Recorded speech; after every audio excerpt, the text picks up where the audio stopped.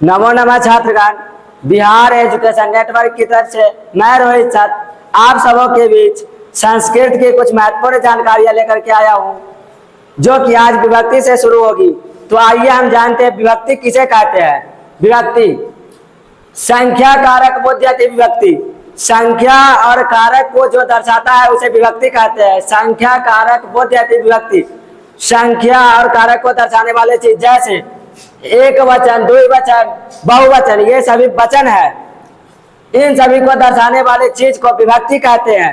इन सभी चीज को दर्शाने वाले चीज को विभक्ति कहते हैं। सुप और तिंग, सुप और तिंग प्रत्यय को भी विभक्ति की श्रेणी में रखा जाता है। सुप और तिंग प्रत्यय को भी विभक्ति की श्रेणी में रखा जाता है।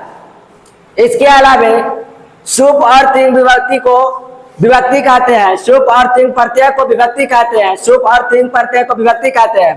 चलिए हम जानते हैं कि विभक्ति का संयोग कैसे होता है। विभक्ति का संयोग कैसे होता है, जैसे दो बालक, औ जस दस, जस तिप तस, ये सभी विभक्ति है। औ तस तिप ये सब विभक्ति है। जैसे औ बालका, औ मीन्स होता है दो, औ मीन्स होता है दो, औ मीन्स होता है दो, औ मीन्स होता है दो। बालका मीन्स बालक लड़का, बालका मीन्स बालक लड़का। जस, जस मीन्स होता है बहुत, जस मीन्स होता है बहुत, जस मीन्स होता है बहुत। बालका, बालक मीन्स लड़का, बालका। इसके बाद है तिप, तिप गच्छति, तिप गच्छति, तिप गच्छति का अर्थ होता है दो जाते हैं, दो जाते हैं। गच्छति मीन्स जाना, तिप मीन्स दो, तिप गच्छति। तस, तस गच्छतु, दो जाते हैं, तस गच्छत, दो जाते हैं। चलिए तो यहाँ गम जोड़ तस का संयोग है। सबसे अंत में गम जोड़ तस का संयोग है। उससे ऊपर गम जोड़ तीप का संयोग है। गम जोड़ तीप, तीप विभक्ति है। गम जोड़ तीप का संयोग है। इससे ऊपर बालक जोड़ जस का संयोग है। जस, जस का अर्थ होता है बहुत, जस का अर्थ होता है बहुत। औ का अर्थ होता है दो, बालक और औ का योग है। औ का अर्थ होता है दो, अब बालक मीन्स लड़का, तो दो लड़का। इससे पहले है बालक जोड़ सु, बालक जोड़ सु, तो सु का अर्थ होता है एक, सु का अर्थ होता है एक, तो एक बालक। चलिए अब हम आगे जानते हैं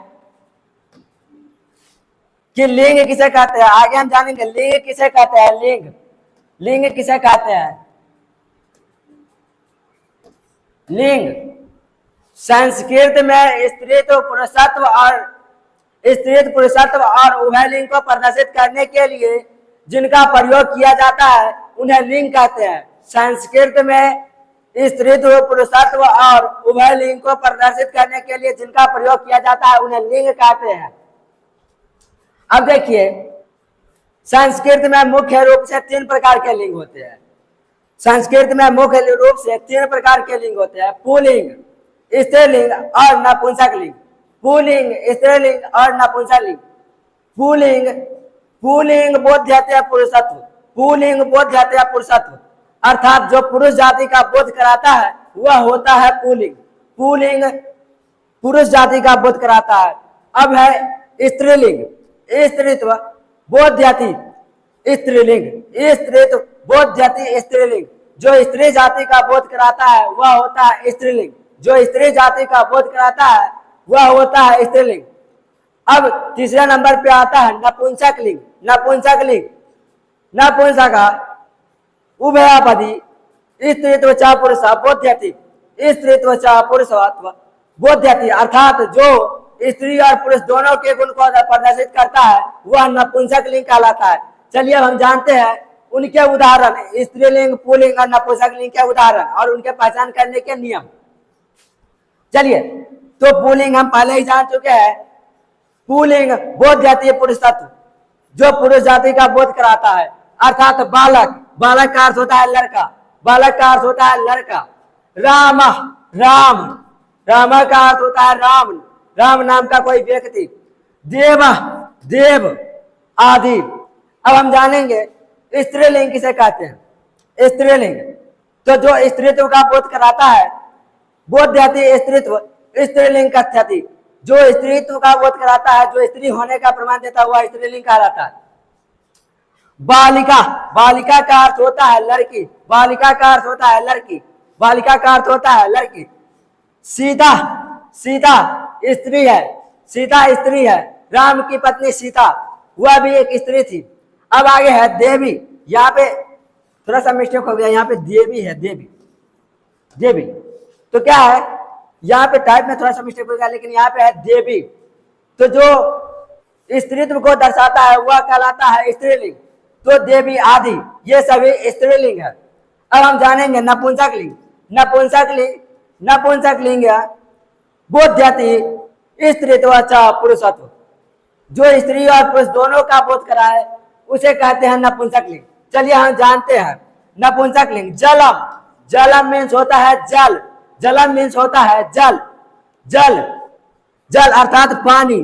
पानी जो है ना, न स्त्री का बोध कराता है और न ही पुरुष का। तो जो दोनों का बोध कराएगा, जिसकी कोई एक सिद्धांत प्रतिपादित नहीं होगी कि वह स्त्री है या पुरुष, तो उसे नपुंसक लिंग की श्रेणी में रखा जाता है। अब आगे है फलम। फलम, फलम मीन्स होता है फल, फलम मीन्स होता है फल, फलम मीन्स होता है फल आदि। अब चलिए हम इनके पहचान करने के कुछ नियम बताते हैं, इनके पहचान करने के कुछ नियम। चलिए तो हम जानेंगे इनके पहचान करने के कुछ नियम।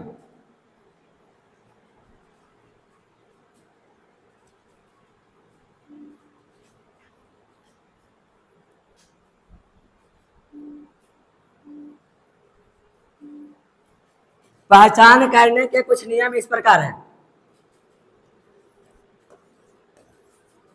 पहचान करने के,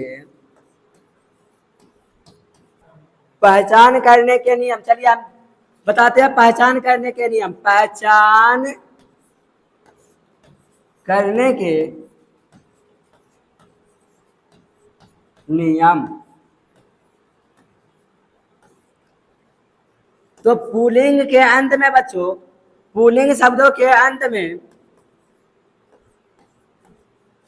पुल्लिंग शब्दों के अंत में विसर्ग लगा रहता है, विसर्ग, विसर्ग, विसर्ग लगा रहता है, विसर्ग। जिस शब्द के अंत में विसर्ग लगा रहता है वह होता है पुल्लिंग। जिस शब्द के अंत में विसर्ग लगा रहता है वह होता है पुल्लिंग। जैसे राम, बालिका आदि। चलिए अब हम जानते हैं स्त्रीलिंग के कुछ पहचान करने के नियम। स्त्रीलिंग, स्त्रीलिंग के पहचान करने के नियम होते हैं अंत में, अंत में आकार या दीर्घिकार लगा रहता है, दीर्घिकार लगा रहता है।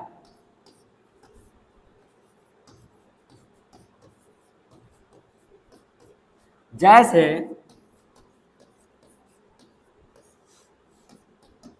बालिका, थोड़ा सा बालिका, ऐसे हम लिख देते हैं बालिका, बालिका। हमने आपको पहले ही बताया स्त्रीलिंग के पहचान करने के नियम अंत में आकार और ईकार लगा रहता है। बालिका अंत में आकार लगा हुआ है, बालिका आदि। अब हम जानेंगे नपुंसक लिंग के पहचान करने के नियम। नपुंसक लिंग, नपुंसक लिंग, नपुंसक लिंग, नपुंसक लिंग के पहचान करने के नियम है अंत में,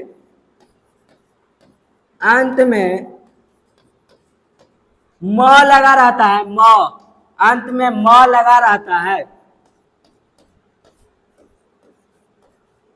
अंत में म लगा रहता है। जैसे जलम, जैसे जलम, फलम